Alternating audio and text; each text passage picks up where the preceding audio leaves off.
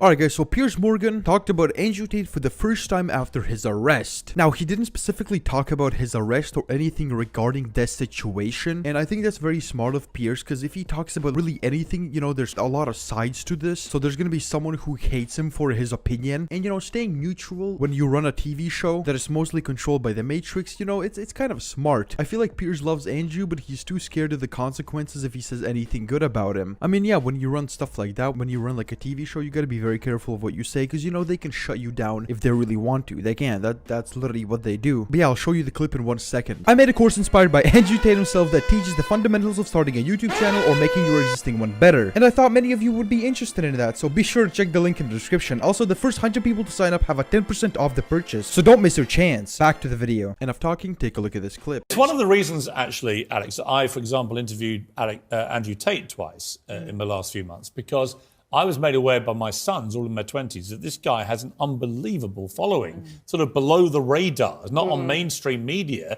He'd been no platform everywhere. And I thought, well, this is actually really odd situation. And when I interviewed him, they both got gigantic viewer numbers. I mean, off the charts. It's a really good example you've brought up there, because, you know, let's do an appraisal of what social media has brought. It is the most pervasive and pernicious weapon of mass destruction, essentially, against society that's been created in San Francisco. What does social media usher in?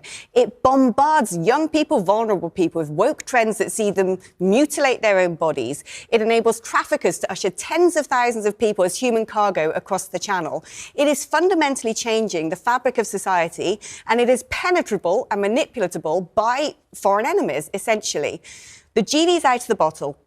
It's an unregulated wild, wild west in which life goes in parallel to regular life, and bad, toxic things on the internet seep down and tear. Now, this is a really good example of Piers Morgan talking about Andrew Tate, but not mentioning his arrest at all, to not get into any controversy. You know, if he says like, oh, yeah, he was in jail, but there's no evidence, whatever, then obviously, instantly, there's gonna be people on his side, there's gonna be people against him, which is kind of dumb, but that's how it works. That's literally how it is. But yeah, guys, give me your opinion about this in the comments below. Also, that woman that talked about it in the video is really smart. I don't even know what they were talking about, but she seemed really smart, and she seemed like she knew what she was talking about. But yeah, that's it, and I'm out.